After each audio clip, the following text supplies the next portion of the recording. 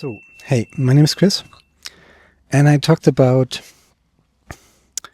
morality a lot.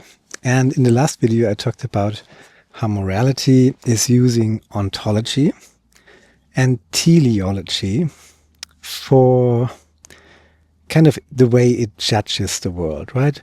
Morality is always about the distinction between good or evil, and with that comes an emotional charge, respect, disrespect.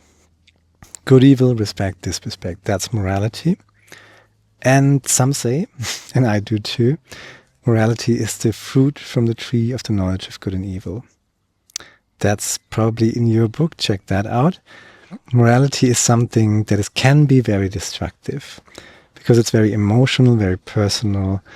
But why is that the case? Morality is doing two things, and I'm trying to give you a good example why these things they are not a good idea. To use them to make judgment accordingly. You know, one is ontology, this belief that the world is just what it is. I look at the world and that's how it is, right? So whatever I observe is just how it is. That's a very narcissistic stance, right? You know, but it's also a very moralistic point of view, you know? I see the world as it is, and that is not questioned, and therefore I judge it as it should be. There's this theological, no, it's not theological. I can't say that word right now. But immorality always says how it should be, you know? It says, I observe the world as it is, right? That's just how it is. The way I see it, that's how it is. And then I tell you how it should be, right? So that's what morality does. Very, very great. So, but you can actually deconstruct that pretty easy with nice and funny, I don't know, probably not funny, but maybe hopefully somewhat entertaining example. Yay. So imagine a cloud, right? You're watching the sky and there's a cloud. Maybe it has been dry for a while, so you need rain, right? Maybe you're a farmer, you're worried about your harvest. So there's this cloud and it's not raining. So is that a bad cloud? Is that a bad cloud? Morality says, is it good or bad? Do I respect it or do I disrespect it? You know? So I want rain, but there's a cloud and it's not raining. So is it a bad cloud? Or is it just a cloud? Right? But does it have an inner purpose that it's not fulfilling? You know, that's this that's it. How it should be. You know, this idea that morality has about how things should be, right? And there's cloud, and it should rain, but it's not, so it's a bad cloud. That's the logic of morality, and I'm just trying to show you that that doesn't make a lot of sense, right?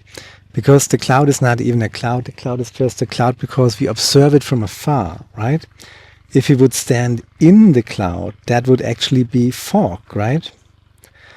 So the same phenomena, right? In two different perspectives. One, I'm standing inside of it. Oh, it's fog, right? Or I'm in a distance from it and it's observed as a cloud. So it's not even sure what it is. It could be expressed as a cloud. It could be expressed as fog or a nebula or whatever, you know. I'm not sure, I'm not a native speaker, but probably there's a better word for it. But you know what I mean. If you're standing in it, it's basically fog. If you observe it from afar, it's a cloud. So not even what it is 100% sure, you know. It's the best bet, I would say, about what it could be would be something functional, right? What does it do? What is it? What is the inner workings of it? So these are basically water molecules in the atmosphere, period. That's it, right? So water molecules in the atmosphere, but whether they rain down or not, they're just water molecules in the atmosphere, right? Period. They're not here to please you. They are just water molecules in the atmosphere. So morality is always thinking that the world should be a certain way, right? The way it itself conceptualizes the good, right? How it should be. And then it judges the hell out of the entire world, right? That's what morality does. Good or evil, respect or disrespect. Why? Maybe it's a bad cloud because it's not raining. It's not fulfilling my expectations about how it should behave or should be. But that's not the reason. You can say it's a bad cloud, but I don't think it is a bad cloud. As we said, it's not even a cloud or fog. Maybe it's just water molecules in the atmosphere, and they don't need to care about what you think they should do. So morality is very narcissistic in a way. This presumption that I know how the world should be, that's a very presumptuous presumption, right? So let's abstain from that whenever we can. Let's not bite the apple from the tree of the knowledge of good and evil, which is morality, right? Let's think about it. That's what ethics is doing, or functionality is doing even more so. Functionality looks at what does it do, how does it work. If you look at clouds or fog, you could say, how does it work? What does it do? Oh, water molecules in the atmosphere. That's how it works, right? And if they get too heavy, if there's too much condensation, then they rain down, right? But something like that. It's not a cloud, it's not a fog. The best bet is functionality, water molecules in the atmosphere. That's not very poetic, so let it be a cloud in your poem, let it be a cloud in your painting, let it be a cloud in your heart, whatever. Wonderful. But as long as you don't morally judge it for what you think it should be, everything is so much easier and nicer for everybody. And that's what I'm trying to practice in my videos. And I've not always done it. So every now and then you tap into morality, back into it, right? Even if you judge morality, for example, if you say, oh, morality is bad, now we should all hate on morality, right?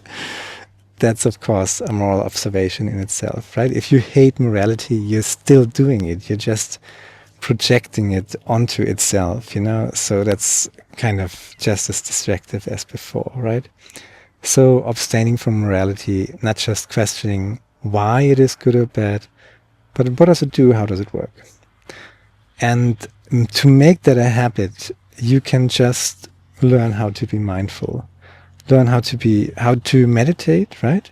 Do it for 5 minutes every day. Just learn how to, if you meditate, you're basically bringing down the frequency of your consciousness. Everything gets more focused, relaxed, and open, right? And if you can do that, if you can change your own consciousness at will, so to speak, go into meditation, even if you're, train station, whatever, right? If you can meditate at a train station with, 50 people bubbling around you, that's I think that's powerful. That's empowering for everybody of us. And all you need to do is to sit there for 5 minutes every day, in the morning or in the evening before you go to bed, whenever it feels right for you, right? Whenever you have the time, whenever you have the inspiration for it. You shouldn't enforce it, you shouldn't just sit there and think, meditation, right?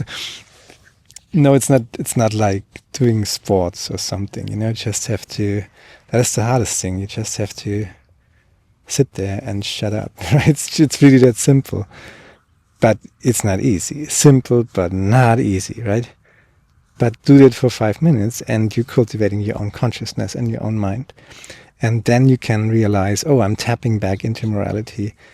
I'm not immune to this. I do it again and again. But I try to realize it and try to abstain from it, just take a step back and at least question my judgments, right? Good or evil, respect, disrespect, that's what morality does. ethics is questioning that. Why are we judging like that? And functionality just wants to know, what does it do? How does it work? Maybe it's not about me. Maybe it's not personal. Maybe it's not emotional. Maybe it's not good, bad, right, wrong, evil, or I don't know, angels or demons or whatever. It doesn't need to be that extreme as good or evil or good or bad, right? Which is all about morality, as I said. So they're different, it could be exhausted, instead of bad, think of something that is exhausted or someone who's exhausted. Probably not that friendly to everybody around, but very much concentrated because of exhaustion, right? Could be a case. So just to not take things personal all the freaking time, right? That in itself is a Zen practice. And you can cultivate it through meditation. And mindfulness is what comes out of that if you do it if you make it a habit, that's okay. So that's all I got. Think about clouds, think about fog, think about water molecules in the atmosphere. Think about how morality is totally wrong when it thinks that everything they observe is how it is and what it appears to be. It's not always the case. Like the cloud, that could be the fog, that could be in reality just water molecules in the atmosphere, right? It's not so clear-cut always, even if you're absolutely sure it's a cloud. Maybe what the fuck is a cloud, right? If not water molecules in the atmosphere. The water molecules in the atmosphere work for the fog and the cloud. Your cloud is just working for itself and just ignores or negates the fog. So much more inclusion, much more integrative, or transcended and integrated the single form of just a cloud, realizing that there's a different possibility, the fog, and then you have transcendence and integration. Water molecules, that's what it boils down to. What is basically the how do you say this in English? The intersection of both. I'm not sure if that's the right word. So yeah, the overlay of both aspects, so to speak. What they both have in common, that's the higher principle. And that's what you do. You negate. So it's not this, it's this or this, this or not this, You negate, then there's negation, then there's differentiation, then there's transcendence and integration, right? The cloud, the fog, water molecules in the atmosphere. 1, 2, 3. Thesis, antithesis, synthesis. That's pretty much what Hegel did all the time. You find that in systems theory, and I think it's very useful to to sober up from morality and heal that aspect of ourselves. Now, Budaya, that's all I got. If you liked it, share, like, subscribe, leave a comment. And there's even a Ko-fi link in the description box below. So thank you very much for that. Namo Buddhaya. Ciao.